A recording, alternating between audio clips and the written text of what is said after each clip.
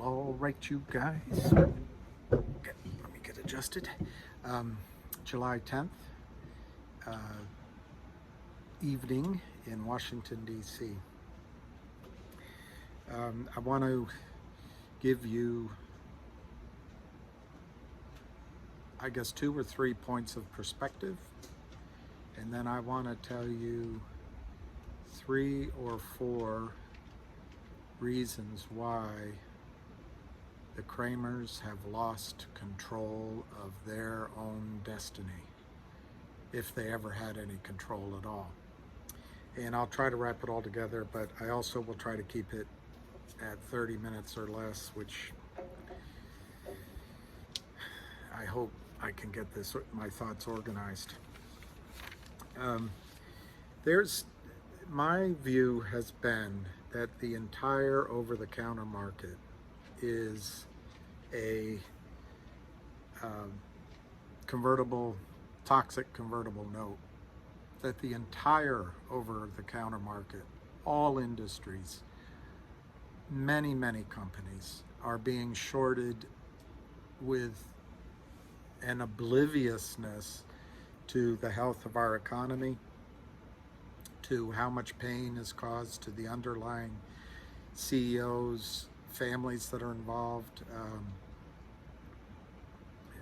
shareholders, the future of our country.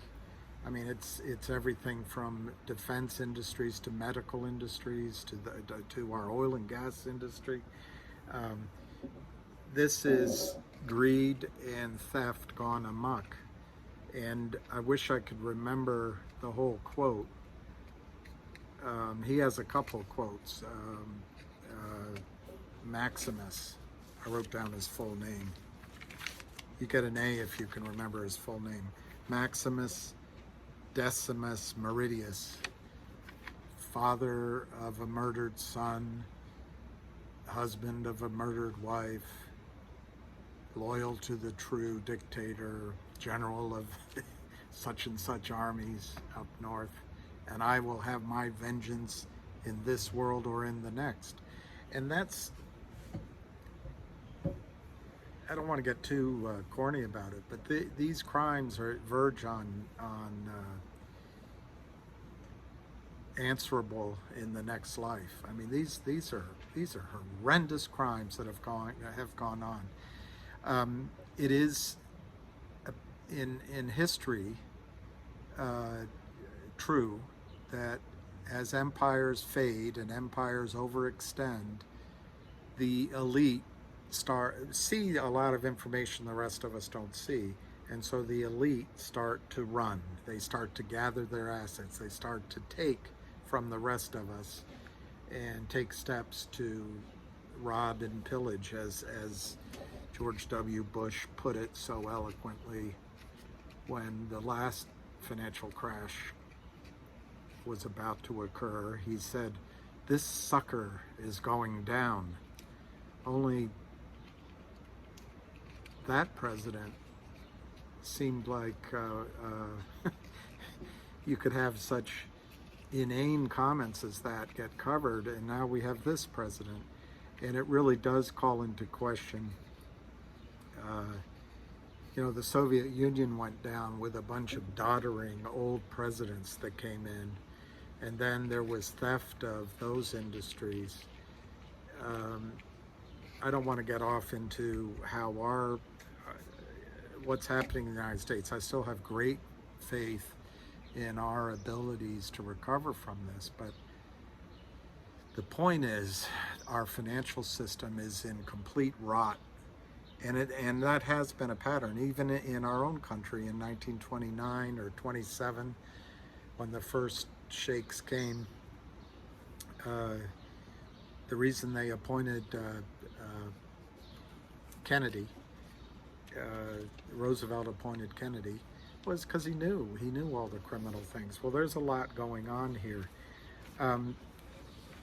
If I'm right that the whole over-the-counter market is a convertible note, toxic convertible note without a note, in other words, there is so much shorting of phantom illegal shorting of the phantom shares, failure to locate on a scale that you can't even comprehend, which will shake our entire financial system. Imagine if I guess Sed & Co. owns the DTCC, but if the DTCC's assets are a third of them, half of them are just bogus shares. What if our whole system, which is now electronic, there's a third of the assets that Americans think they have are just journal entries?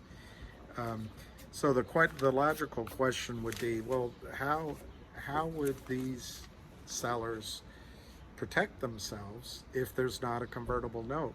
And this gets to the key difference why we're in a situation that's different than AMC or GME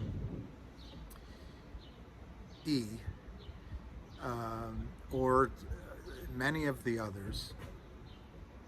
The way this whole system is corrupt from top to bottom.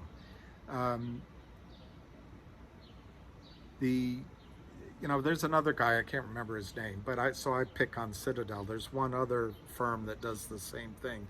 His name begins with an S. He's quieter than Ken Griffin.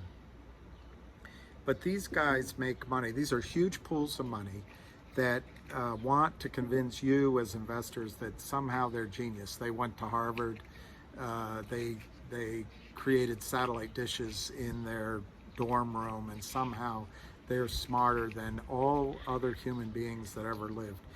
Trading and making money investments are challenges on such a level that your brains are part of it, but it's also your emotions, it's also your discipline, it's also luck, it's also some sort of timing that you don't control. I guess that's luck. And Howard Hughes, his parents died young, and he inherited the Hughes Tool Company. Well, he had a fascination for airplanes, and when he was young, for young Hollywood actresses, but he also, and movies. But he bought up TWA, and I don't know if he had 100%, but he had very close controlling interest in TWA. Well, the government went after Howard Hughes for monopoly, which is what Ken Griffin has and this other guy. They have a monopoly on the entire trading system in the United States. Why we feel we need these guys. Hamster told me it's liquidity. Well, we didn't have liquidity before Ken Griffin came along. Citadel is making, what I remember reading is more money than Amazon by trading, and I want to say that's 13 billion a year, simply clearing our trades and then providing liquidity. Well, how do you know that helps you? How do you know? How do you know there wouldn't be a liquidity if we had several market makers or several big or a publicly provable, verifiable system rather than these dark pools? How do you know? Well, anyway, Howard Hughes got sued by the government, and he fought his butt off. He fought and fought and fought, and he lost. So the government forced him to sell TWA. He sold his TW shares, I want to say, at $101 a share. And that was his first $1 billion. That was his first time he was a billionaire. A year later, that stock was $1. So that's what I'm saying. It's serendipity. You can be as smart as you want. You can be, but nobody can figure out all the different things that line up and do it year in and year out. And so Citadel and the rest want to convince you that they have some mechanism that makes them smarter than everyone else. Well, what they did, and Hamster put this on Twitter, but the entire market has been controlled the way Robin Hood was. Basically, they took away when I first started, there were retail brokers, there were retail clients, there were retail research analysts, there was buying. They took all that away. These cheaters need to control the market that they're cheating in so much. They removed, with the cooperation of the brokerage firms, and then the regulatory bodies all come after this ghost of a problem, which is that there's somehow over-the-counter stocks are taking advantage of innocent shareholders. So there's no research on stocks under $10. I'm talking in general, under $10.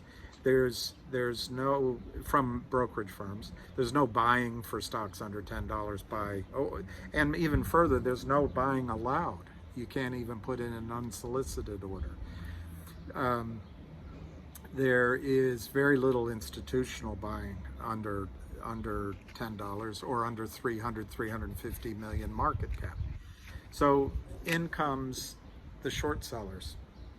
The short sellers sell all of these shares into this market where there's no buying. So by definition, in the example of GME, GameStop, the shorts, if they keep selling, they can sell. The stock ran up to $400. They kept selling. And so they can sell it back down and make a lot of their money on the way back down. Now, we're all focused on failure to deliver and the failure to settle. But these guys, because they bought market makers, they also can sell shares they don't own within 48 hours. They can cover it. So they can manipulate the market any way they want. The SEC doesn't care. So when it goes to 480, they drive it back down. I don't know where it is right now, 160 or 130.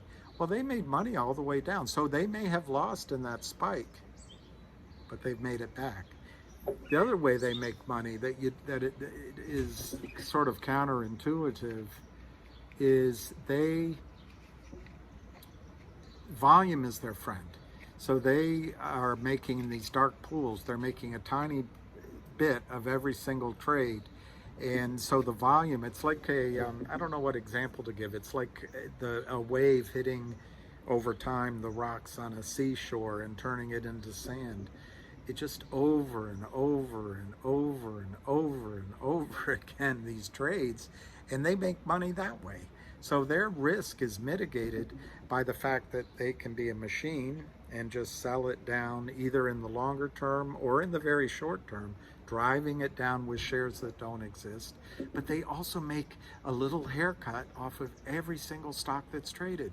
So what's happened with GameStop and AMC, these are not GTII. People made money, they had a chance to make money, but a lot of people are just holding on. I'm not convinced, and who am I to know one way or the other, but I'm not convinced that this stratagem of shifting GME, putting 4-to-1 shares is going to really make a big difference. I think it's going to help the short sellers because it's volume. Remember, Citadel needs to make a return every year, so your broker directs money. They get a fee to direct it, and then they get every year they get commission, even though you don't see it, by directing it to Citadel and other funds. I'm just picking on Citadel. It's the most egregious example. Well, he makes his return, this really super smart trader, he makes his return by cheating, and it's by having these dark pools, and they take a piece of every single one. They convince you that that's providing liquidity. That volume makes his money back. So he might have lost money on the spike, but he's making money back on that volume. He's also, when it spikes, retail buyers, remember, we have to buy with cash. We have to settle with cash. So once we're done buying, unless we have unlimited pools like the Federal Reserve, which has lifted this market for the last 10 years, we eventually run out. Well, Ken Griffin doesn't run out of any shares to sell, because he's selling non-existent shares, and what he's trading on is the fact that he provides an income stream to Wall Street and to a performance level to his big pools of money. Everyone trusts him. How can it go wrong? That was a great story. Pete Best was a football player, the fifth Beatle, and he had just come back to his hotel. He had just won some World Cup or something. He's in his hotel, and he orders food, champagne and lobster and caviar from room service, and the maitre d', the guy, comes to the door carrying the lobster and champagne and caviar, and laying in bed, I think Keith Beth was married at the time, is this beautiful Miss World naked, and there's cocaine out on the counter, and to guys in Wall Street like I used to be, this is like, he's won the championship. He's on top of the world. He's got a hot girl. He's got, he's ordering champagne. So this waiter that comes to the door, he takes one look and he says, "Where did it all go wrong, Mr. Best? Where did it all go wrong?" And it's going wrong for Ken Griffin. So don't you worry. I suggest to you that we should fight the battle with GTII, not Ken Griffin. It'll go wrong with Ken Griffin. Gerald Salenti, who I recommend as someone to follow, Trends Journal, he has an expression. He says, when people have lost everything, they lose it. And in this post-COVID time frame, everything is speeding up. Everything is speeding up. Everything I ever predicted, and guess what? A lot of my predictions have come true. I don't write a Trends Journal, but it's all speeding. It's happening in such a fast time, and this transparency on this naked short selling, it's spreading around the internet like secrets used to spread when the fax machine came into existence in the Soviet Union. So Ken Griffin is going to get his. He's going to lose everything. But we don't have to fight that fight.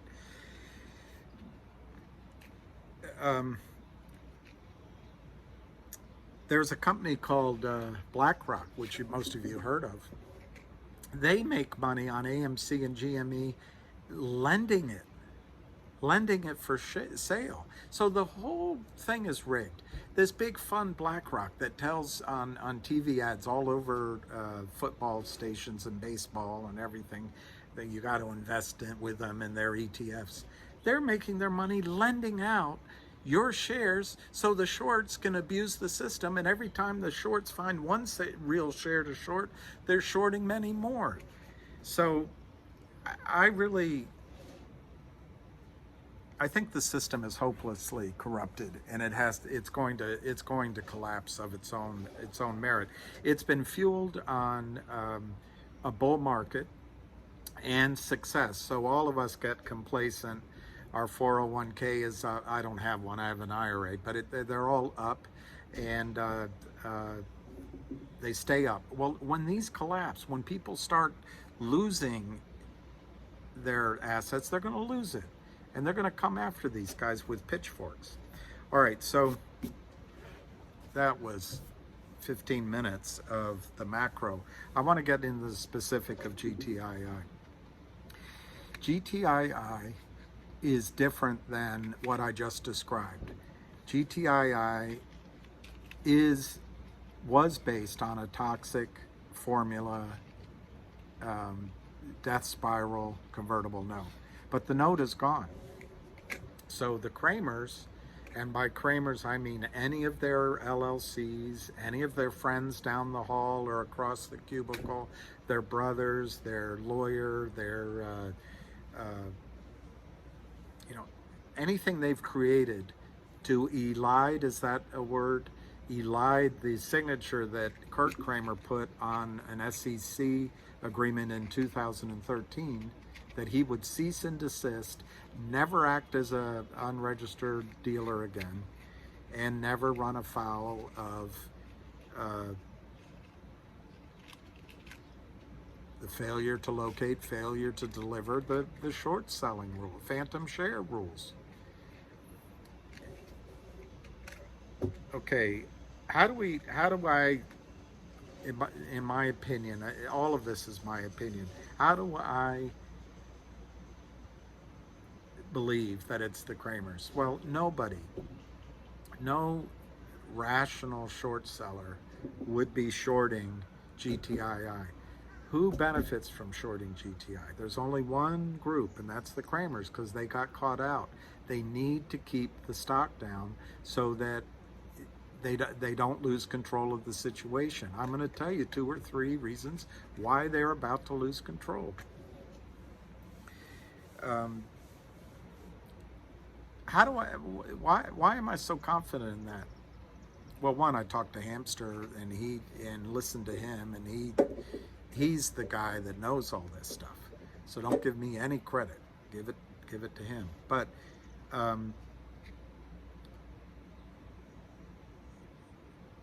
a stock that's trading at $2, or even if they got some of it off at $4 and has no volume, or trading at $1 and has no volume, all the things I said at the beginning of this thing, a big hedge fund, a big pool of money, a dastardly devil of a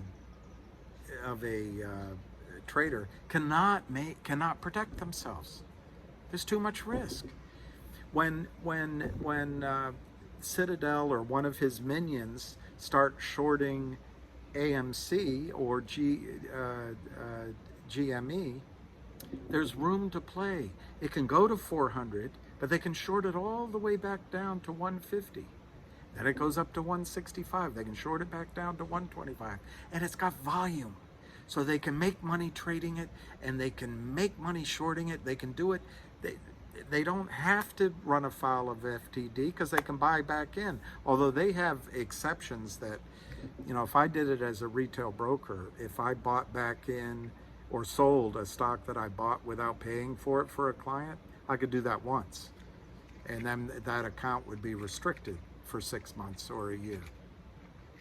So at $1 or $2 shorting, there's not enough room.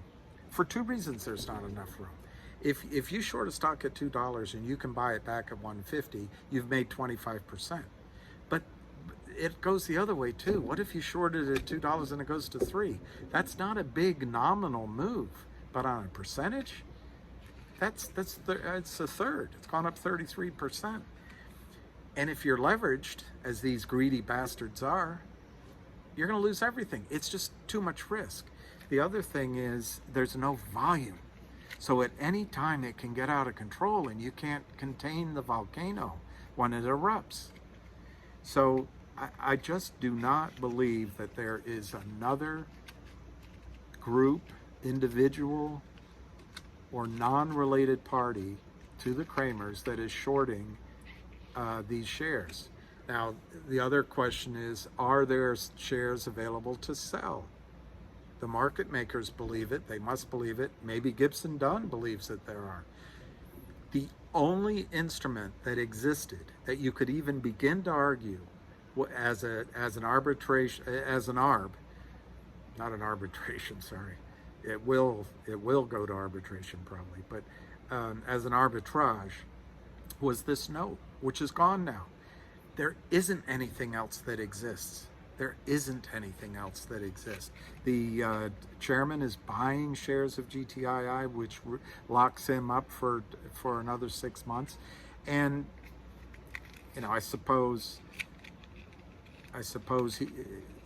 someone somewhere could be lying, but there are no shares available from all evidence and all information that I have from the company. There are no offerings. The only source of shares are these phantom shares to keep the 40 to 50 to 60 million shares that were extant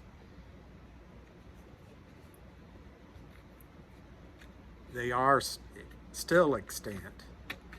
That the cramers got caught out when Reichman wisely bought back the note.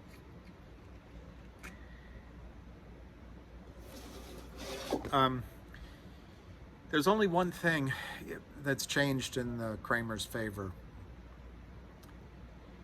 and that's time, and that's your uncertainty. But you have control of your own destiny, and if you, and I'm not giving financial advice, I should have said it at the beginning, I'm just analyzing this situation. But the Cramers are trying to control this nightmare that they're in. This is a nightmare for them. Payback is hell. And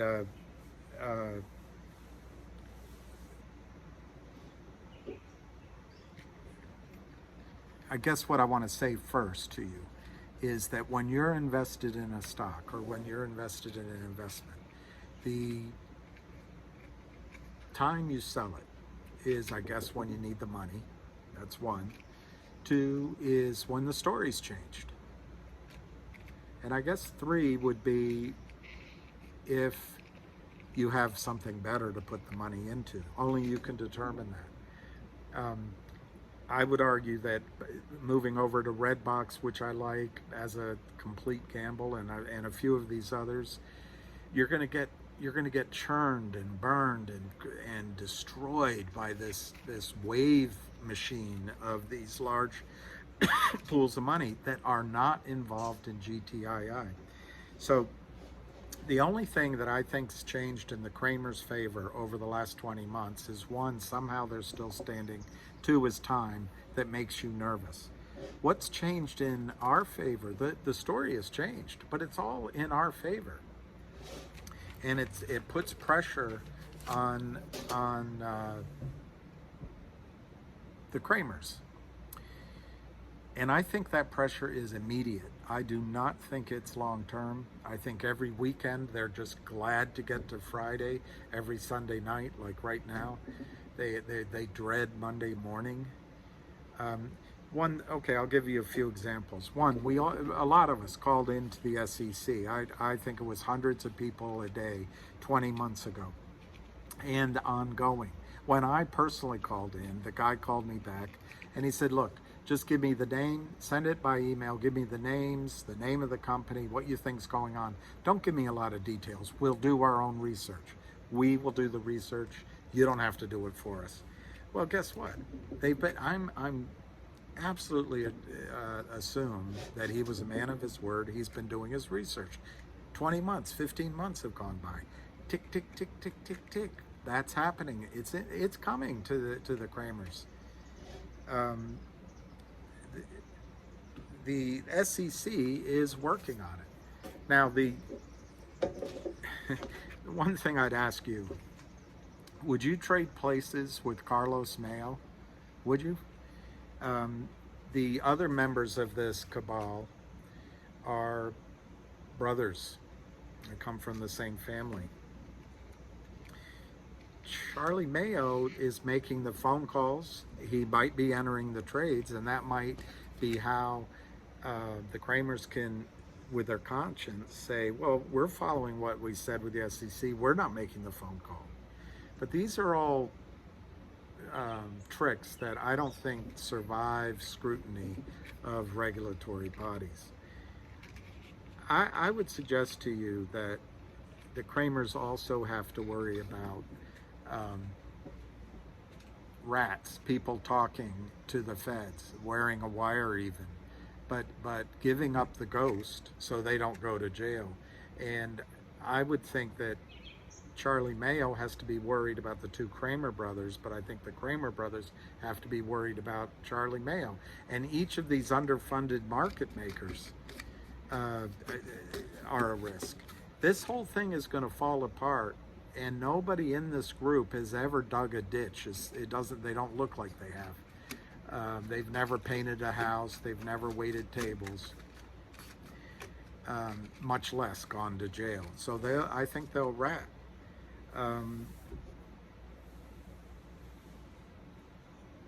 the cramers have the risk of somebody unleashing hell. This is what Maximus Decimus Meridius said at the beginning of the movie Gladiator. He said, "At my signal, unleash hell." Well, not to quote another movie because I can't quote it, but Jeremy Irons in Margin Call said there's 3 ways to make money: be smarter than the other guy, work harder than the other guy, or be first. Well, I would flip that on its head. There's going to be 3 ways to avoid losing massive amounts of money and get your money, and it's to be first. So you've got market makers that are going to have to. There's an idea called benefiting from the fruit of a poison tree. I don't know, I'm not a lawyer, and I don't know how far it goes. I don't know if it applies to Gibson Dunn's lawyer fees, but I have a pretty good sense that it's going to apply to the commissions that these market makers took. And it's going to apply to a lot of other rewards that people on the cramers extended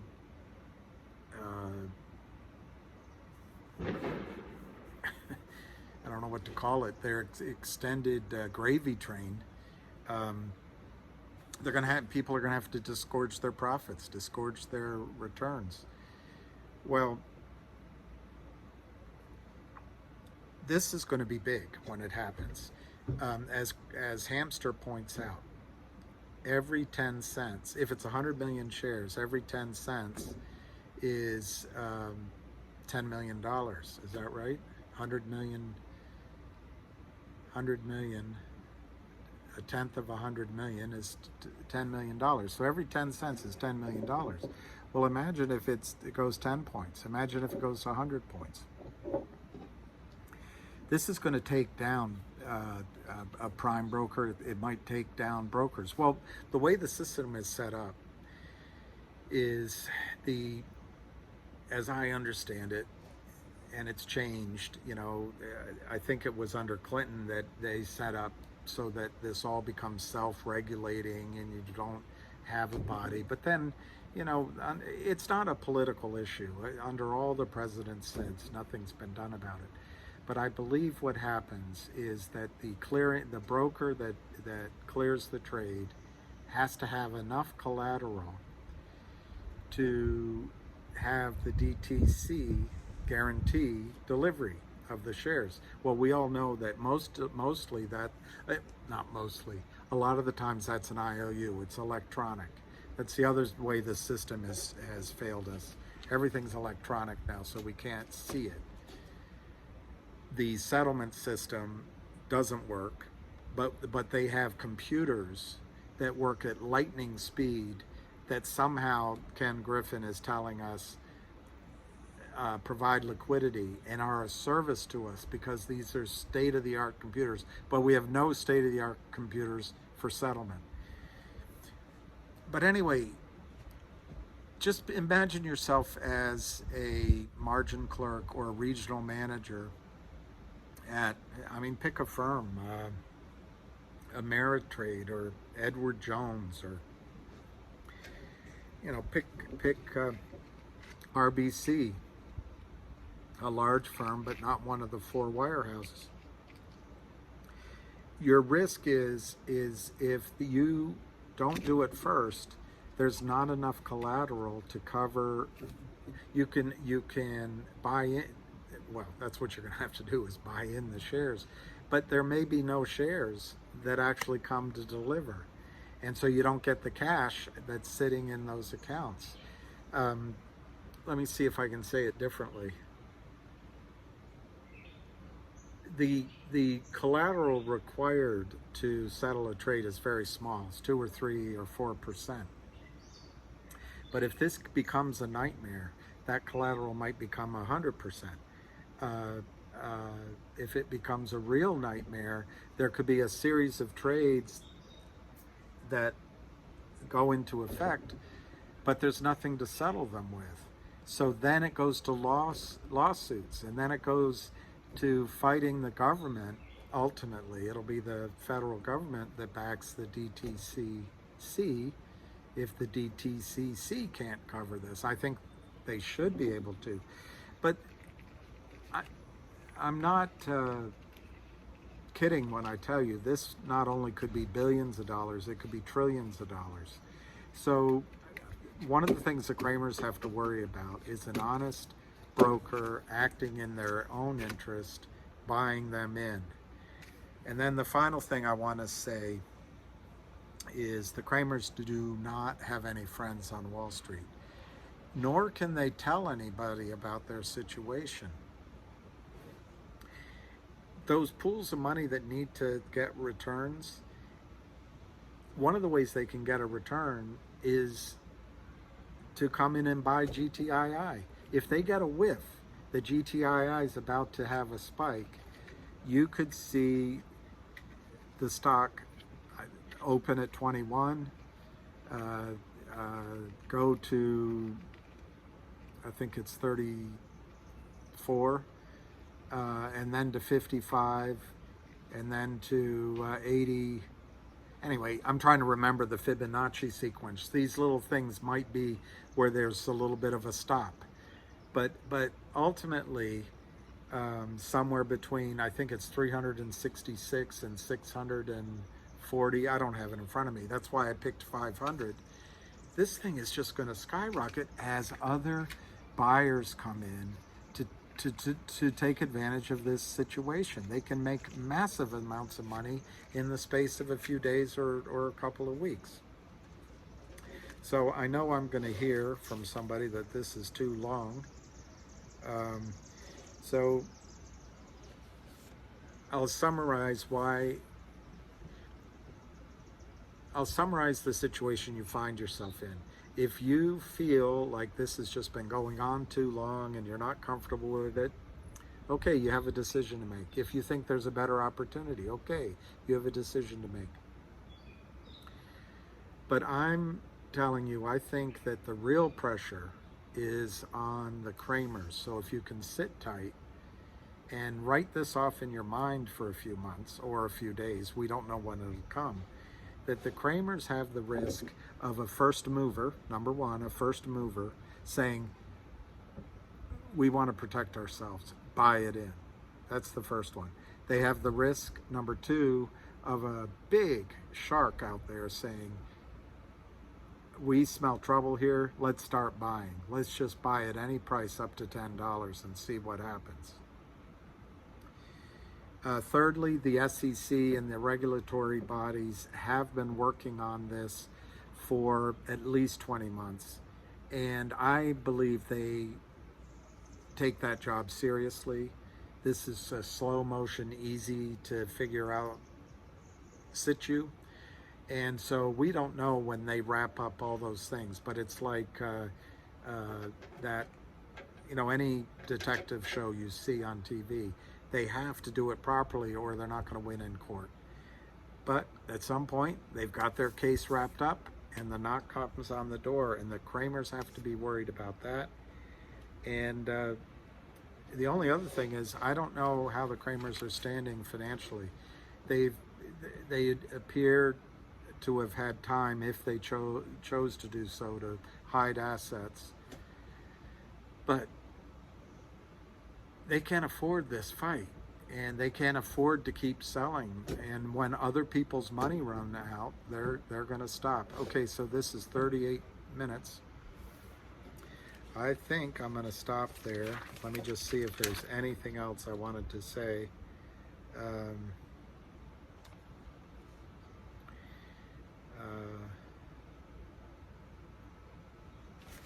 Well, I'll re-emphasize something. It's very interesting that the hamster said to me, and I said it to you the other day, that they don't have friends. They're not going to be able to go get anyone to help them out. They're not going to be able to get Citadel to put an infusion of capital to hide these trades and buy time. But more than that, they cannot ask anybody for help. As soon as they ask someone, that person is going to turn on them and the whispers go around. And Wall Street's worse than, you know, telephone, telegraph, tell a woman. And I'm sorry, that's sexist, but that's an old joke. Well, tell Wall Street. You tell one person on Wall Street, and whew, it's going to go around. They can't ask for help, and as soon as they do, that's a risk factor. So, it's 40 minutes now. I'm going to leave you with this.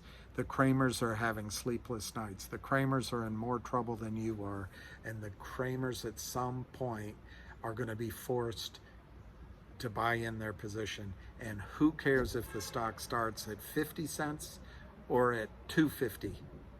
It's headed to $500 or much higher.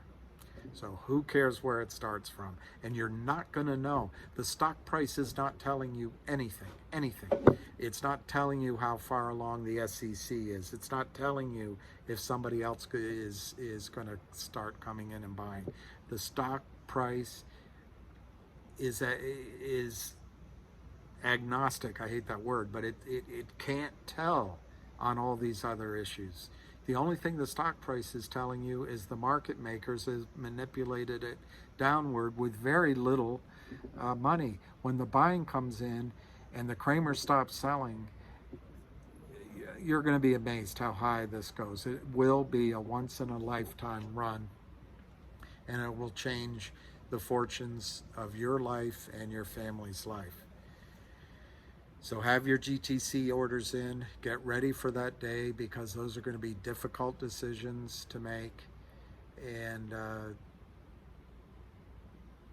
you know, I wish you the best. I'm sorry it's a long, I might try to reduce this, give you the Cliff Notes versions, but the Cramers are in trouble. You are not. That's all I want you to remember from this message. Bye.